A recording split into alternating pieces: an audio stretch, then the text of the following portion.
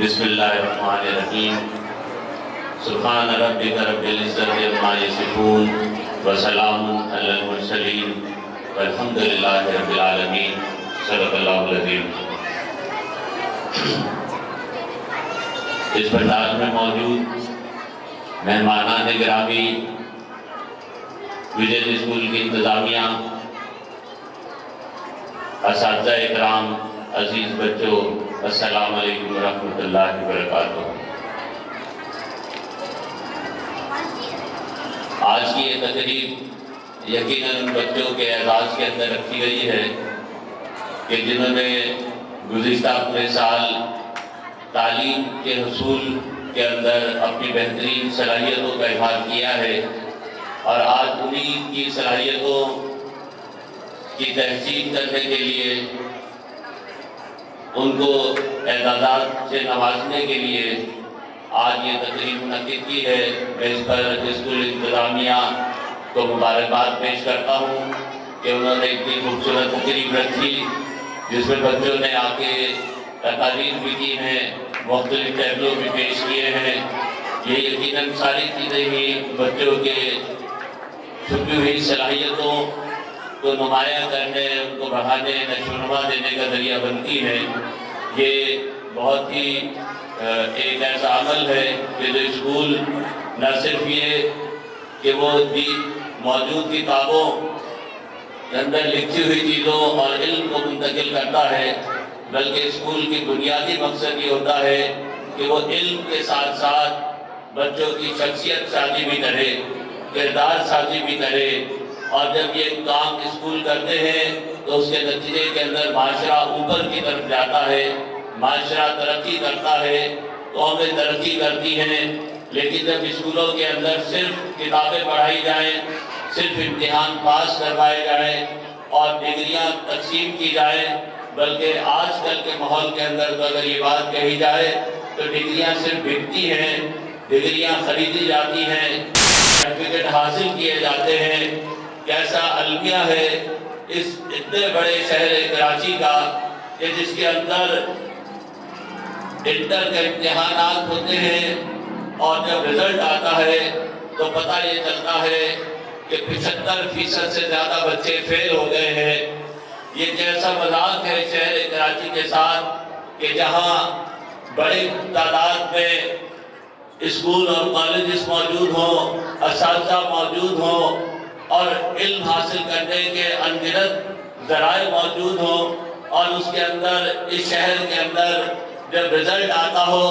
تو 70 اور 80% بچے فیل ہوتے ہوں۔ یہ ظاہر ہے کہ اس شہر کے ساتھ سازش بھی ہے، اور اس وقت صورتحال تو یہ ہے کہ اس کراچی کے اندر 80 کی دہائی کے اندر لوگ لائنیں لگاتے تھے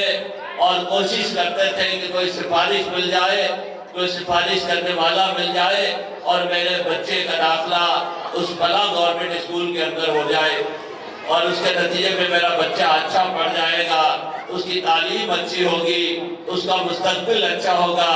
اس کا مستقبل روشن ہو جائے گا۔ لیکن دیکھتے ہی دیکھتے وہ گورنمنٹ اسکول کہ جس کی بڑی بلڈنگ بھی موجود ہے، جس کے اندر گراؤنڈ بھی ہوتے تھے، لیبارٹری بھی اچھی ہوتی تھی، اساتذہ بھی جو ہے وہ تجربہ کار ہوتے تھے، لیکن ایک سازش کے تحت ان تمام اسکولوں کو اس نہج پہ پہنچا دیا گیا کہ اب کوئی مجبوری کے اندر تو گورنمنٹ اسکول میں اپنے بچے کو لے کر جاتا ہے، لیکن اپنی مرضی اور اپنے اختیار کے ساتھ کوئی گورنمنٹ اسکول کے اندر اپنے بچے کو داخل کروانا پسند نہیں کرتا، اس لیے کہ وہاں تعلیم کو ختم کر دیا گیا ہے، تعلیم کے ادارے کو برباد کر دیا گیا ہے۔ اور اس پورے عمل کے اندر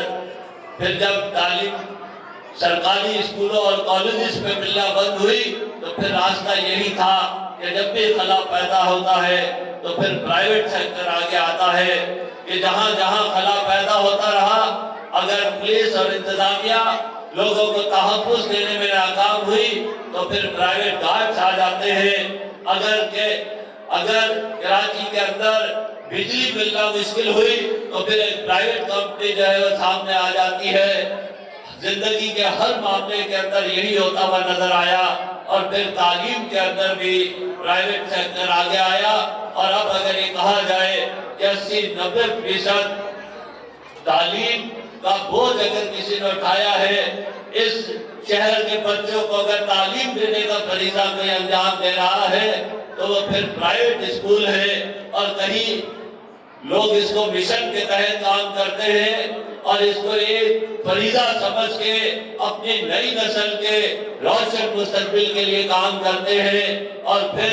اسی مزاج کے اندر وہ لوگ بھی ہوتے ہیں جو محض اسکول کو تجارت بنا لیتے ہیں، کاروبار بنا لیتے ہیں، ان کو اس سے کوئی غرض نہیں ہوتی کہ علم کے ذریعے سے اپنی نئی نسل کو تیار کرنا ہے، اپنا ورثہ ان کے اندر منتقل کرنا ہے، ان کے اندر ایمان کی جوت جگانی ہے۔ یہ تمام چیزیں ان کے پیش نظر نہیں ہوتی، اور وہ صرف اور صرف یہی کرتے ہیں کہ بچوں کو اسکول بلانا اور پھر اس کے ذریعے سے اپنے کاروبار کو چمکانا۔ ظاہر ہے کہ یہ کبھی بھی علم کے ساتھ انصاف نہیں ہو سکتا۔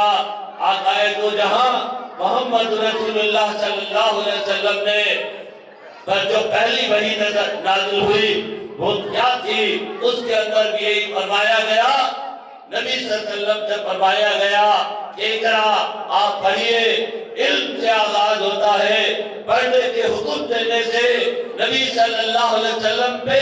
نازل ہونے والی کتاب قرآن عظیم الشان کا آغاز اسی سے ہو رہا ہے۔ اس لیے یہ بہت بڑا فریضہ ہے۔ میں والدین سے بھی کہتا ہوں کہ آپ بچوں کی تعلیم اور تربیت ان دونوں کے حوالے سے